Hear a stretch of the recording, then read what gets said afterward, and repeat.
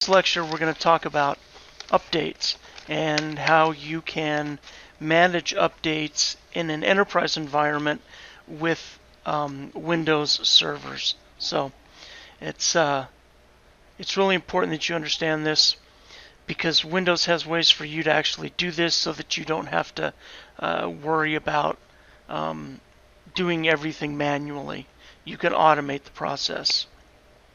So the way updates tend to work in Microsoft is that they come out once a month on the second Tuesday. It's called Patch Tuesday, and that's when all the updates come out. And it's usually common that an update will break something. Now, if it breaks something that's actually important to you or used by you, then you'll have to fix it.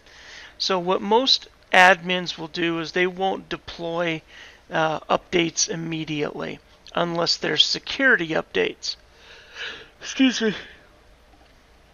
And so instead of doing each server individually, which if you had, say you had 2 physical servers, that wouldn't be a big deal. You could easily do those manually. But most people now will have virtualized servers. So you'll have a host, and then on that host you'll have a number of servers. It could be 50, it could be 100. It depends on what the level of your how many resources your machines have, and how much your company's put into that kind of stuff. So, if you have really big beefy servers that have a lot of RAM, have a lot of storage space, have a lot of computing power through their chips and their chipsets, then you can have more virtual machines. So, updates from Microsoft, when they do come out, they've kind of changed the names a little bit over time. So you'll have security updates that come out, and those don't come out on a set schedule like the others. A security update will come out when a vulnerability has been reported and it's been proven that it's a vulnerability, and Microsoft will then immediately come up with a fix. That happened a few years ago with SMB, server message block, which is the protocol that's used in file sharing. And it turns out that there had been a flaw in it. Microsoft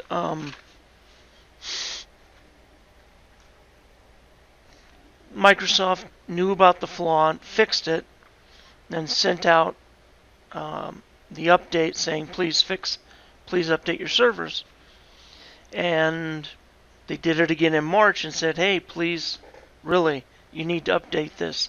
This is vital. This could really be a problem.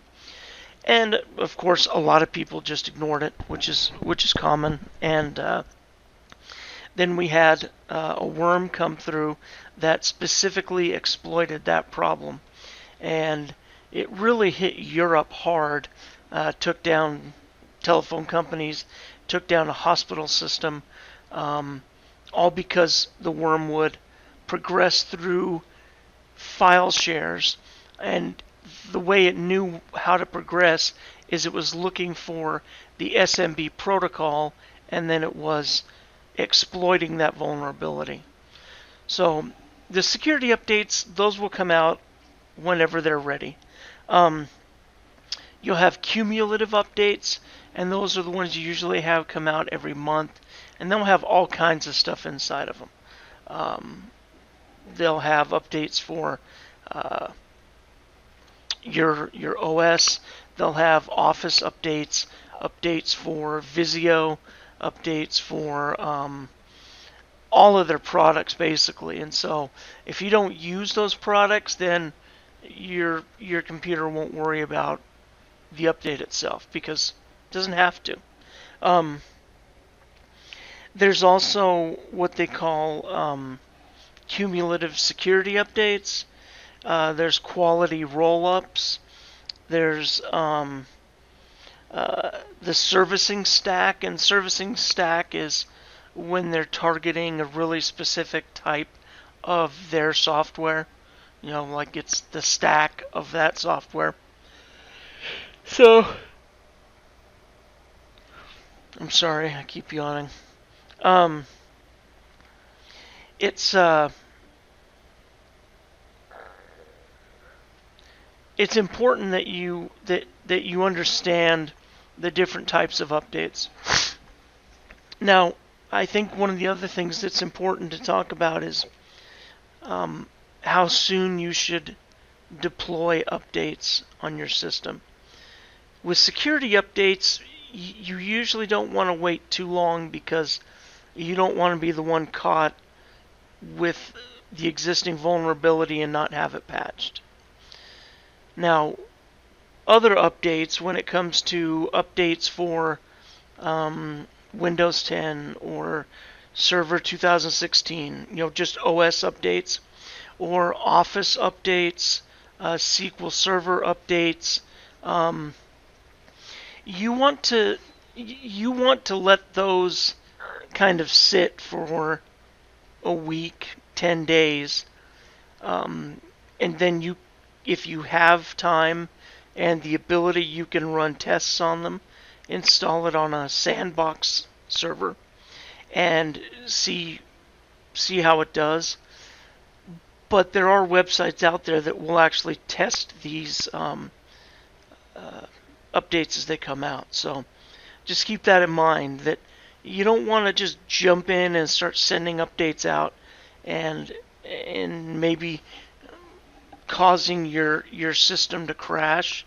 And if you've got 250 virtual servers or 1,000 virtual servers, and you push all the updates out, and one of the updates within this big package of updates breaks something, then you're going to have to go through and roll everything back, and that can be real laborious work, and it can be time consuming, and it's not needed because you can just sit back and wait. All right. So when it comes to enterprise software, it's a little different than your client OS, Windows 10. Windows 10, if you have it at home, it goes out and gets updates automatically for you. If you're in an enterprise environment, then you might be using something like Intune, and you can control when different updates go out on Intune as well. Okay, and you learned that back in your 2530 class. When a new versioned number of Windows 10 comes out, and they usually come out twice a year, you don't want to be jumping on top of it as soon as it comes out. You want to wait at least 6 months before you pick it up, because being part of the business branch, which is what enterprise environments are, you want to make sure that that's going to work really well before you push it out to everybody in your company, and then find out that some kind of a customized app that you created, or an app of some type that your company uses, is broken by the update, and that will just make matters worse. It'll be bad. Okay. So in an enterprise environment, the first thing you could do is you could have each of your servers contact the Microsoft update servers that are in the cloud and request updates. And like I said before, if you only have 1 or 2 servers, that's fine. But if you have more than that, then you have all of these servers using up your bandwidth, contacting the Microsoft update servers, and then the update servers shooting those updates to each individual server. So you can see that it's not a very wise use of bandwidth, and it tends to really bottleneck you. Even if you did it on the weekends when theoretically nobody's using your stuff, you do have to remember that even though no one's in the office, you have other things running at that time. You have backup and replication running. You have different network monitoring tools gathering reports so that you can look at them on Monday. There's other things that need that bandwidth. So what they recommend you do in an enterprise environment where you have, several servers is to set up what they call a WSUS server, and it's spelled WSUS, and that's the Windows Server Update Services, okay? And it's a role just like anything else that you've worked with so far this semester. It's similar to Active Directory or IIS or file and print share. Okay, you go to the same menu and you pick WSUS as the role, and then WSUS will go through and select all the other roles and features that it will need in order to work. One of the things you have to have a couple of things on there. One of the first things you have to have is IIS, okay, because this is web-based, because it has to go outside your network to get these updates. Second thing is it has to have a SQL database, because that's where it's going to store the updates for the rest of your servers. Okay, so it looks something like this. I don't have a whiteboard. Those of you who have had me before know that I live and die by the whiteboard. But I now have an electronic whiteboard, so I'm much happier.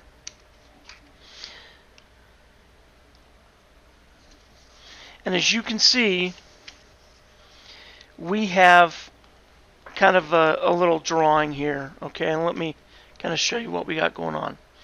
So right here, oops.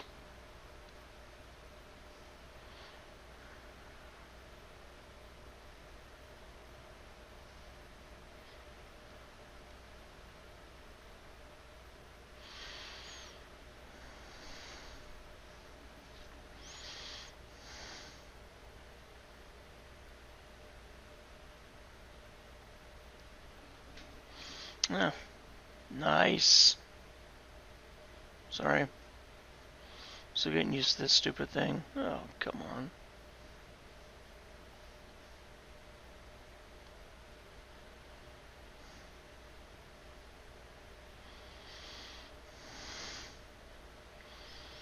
Okay.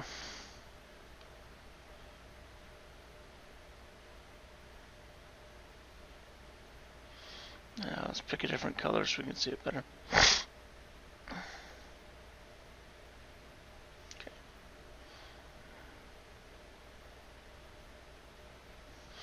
Alright, so if we look at this, this is our network, okay? And each one of these boxes that you see here, these represent servers, okay? And these could be hosts. Right. So these are your virtual machine hosts, okay? And then each one of these may have each one of those might have, let's say they have 60 guests.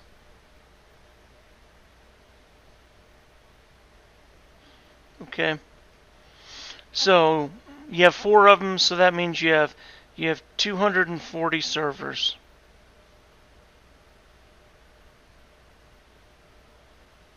That need to be patched. So you don't want to do that by hand. That's a big pain in the butt. So what you do is you set up what's called a WSUS server, all right? And the sole function of this server is it acts as the intermediary between your devices and Microsoft's cloud environment. So WSUS and the update servers communicate, and they send their updates down through the cloud to the WSUS machine. So instead of having 240 individual servers making requests to the Microsoft update servers, you just have one. And it only has to get one copy of each update. Okay? So you can see that your bandwidth is going to be, what, 239 times less than it would be if you let each individual server do it. So that's a huge advantage. The second advantage is that with WSUS comes a couple of different things. You can, as the admin, you can decide what updates you want.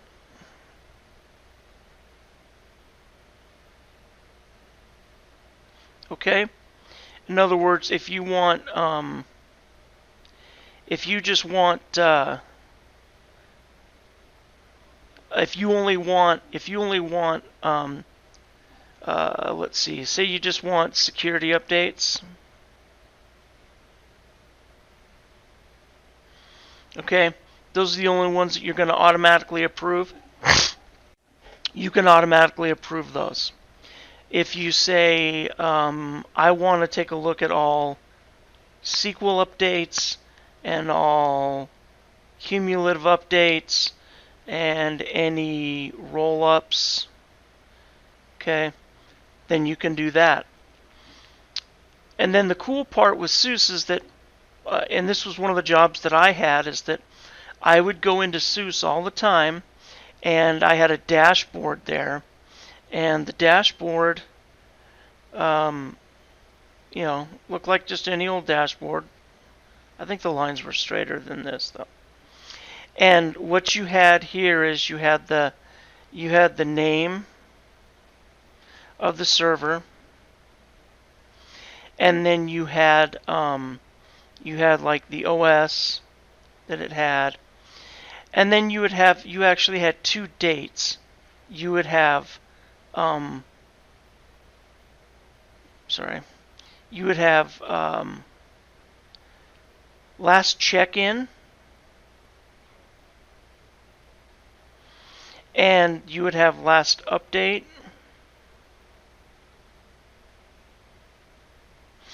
and then right here you had another column, and it would tell you what percentage that server was at as far as the updates go. Does it have 90%? Is it 90% updated? Is it 80% updated? Is it 99% updated? Is it 80%, 70%, 60%? And then you can click on any individual server's name. Let's say you have one here that's FLFS1, okay? And you see that it's at like 60%. And the last time it checked in was May 15th. All right. So we immediately know that we have a problem, right? We can see it. And we can actually look down the whole list of servers that are there, and we can see exactly which ones we're having problems with. And then to go a little bit deeper, you can click on this, and you can pull up a report that show me all the servers in, or show me all of the updates in a certain state. So there might be like warnings, okay? There might be errors. There might be fails. So you have to look at that and see, okay, what's going on? Okay, so you have this server, you pull it up, you see, I have a bunch of updates failing. Why are these updates failing? And then you can kind of look, are any of the other servers having a problem with this update? You can do some research. You can look up the update online. Remember that Microsoft updates always start with this, with a KB. It stands for knowledge base, but it's really weird, but that's how all of the updates will be. And you can go into your machine and you can look and see what updates have been installed, which ones failed, which ones had problems, how many times it tried to install it. And then you can make like a spreadsheet. That's one thing I did is I had a spreadsheet of every single, and on this spreadsheet, every single server that was connected to our WSUS server was listed. And on there, I updated it constantly so that at a moment's notice, my boss could just pull that up and look at it and say, okay, what's going on with this? Why do we have all these things failing, right? The goal is to always have your servers at 100% patched. Now that can be difficult because patches come out quite often and it takes a lot of work to keep up with all the patches. But what you'll find when you take 4600, if you haven't already taken it, some of you have, but what you'll find is that there are monitoring tools out there that will tell you exactly which patches every server is missing and how critical it is to have those patches. And Nessus is one of those that does that. It goes around and does it does scans on your servers whenever you tell it to. So WSUS is a way that you can automatically update it, right? So everything gets downloaded here into this machine. Now, just because it's on this machine doesn't mean it's going to go out to every server. It's going to be up to the IT admin, which is going to be you guys someday, and you're going to say, okay, I want security updates to go out. Yes. I want cumulative updates to go out after 2 weeks. SQL Server updates, manual. And roll-ups every 2 weeks. Okay? And one of the reasons you might pick manual, especially with SQL Server is kind of weird in that you can have multiple flavors of SQL Server running on the same computer. So you could have 2008, 2014, 2012. You could have all sorts of different ones running. You could have SQL Express running on one machine. And then within each one of those flavors, like say 2008, you might have 3 or 4 instances inside that. And what I mean by that is that you have 3 or 4 different databases being housed inside that installation of SQL 2008. They'll have different names, different credentials, they'll do different things, but because there's so much variety and there's so much happening on a SQL server, you want to make sure that you are doing the updating, because you don't want to update a database that maybe your developers are using and it puts it into a bad state, or puts it into a state other than what the customer has. Because it doesn't do much good to develop an application or anything else if you're doing it on a platform that your customer doesn't use. If your customer's a Linux customer, they use Red Hat or whatever, but you develop and test everything on Windows Server 2016, that doesn't make a lot of sense. So when you're developing software, you need to develop with the platform in mind that your customer is using. And so if they're using SQL Server 2010, then that's what you need to be using. Not 2008, not 2016 or 14 or whatever.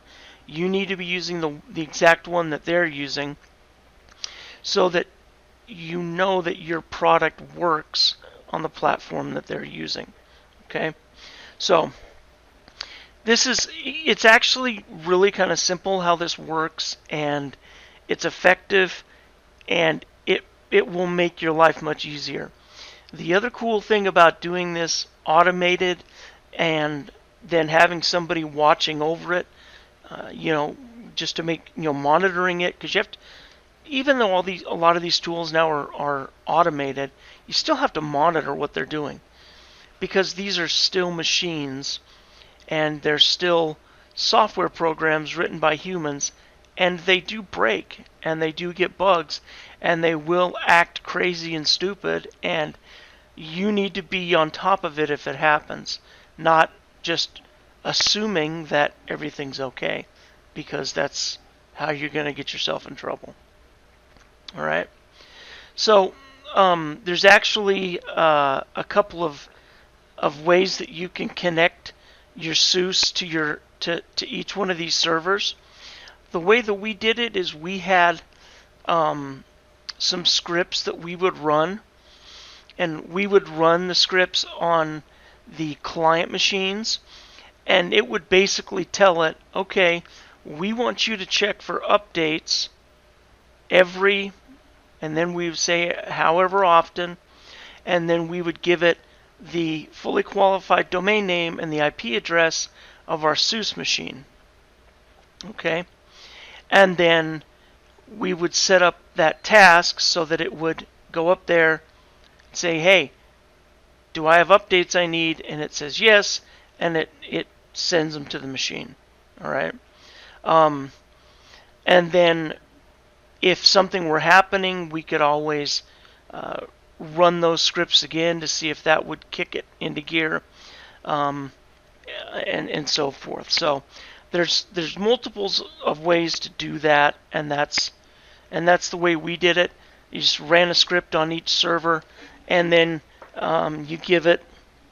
Sometimes it takes like 24 hours, but eventually it will show up right here. It will show up on the SUS server, and then you can start to monitor it from there. Now, the other thing that this gives you is it gives you one more layer of security on your network. Okay? Since you don't have 240 machines going outside to the internet, okay, then you've kind of cut your risk down a little bit. But the other thing is that you're making sure that your servers are all patched and up to date and what we call hardened. And when you have your servers hardened, that is a layer of security, because the bad guys will use all sorts of different tools that will do port scanning, and they'll scan for different protocols and things like that. And what they're looking for is for you to have something that's been set up improperly or isn't being taken care of, to swoop in and take that away from you. Okay, so that's really it for this. It's a great feature that Microsoft has for right now that you don't really get in Linux. Linux doesn't have an automatic update service without you having to do a whole bunch of manual work behind the scenes. And that's, nobody wants to do that. Well, maybe some of you do, but I know I wouldn't. So, with that being covered, let's go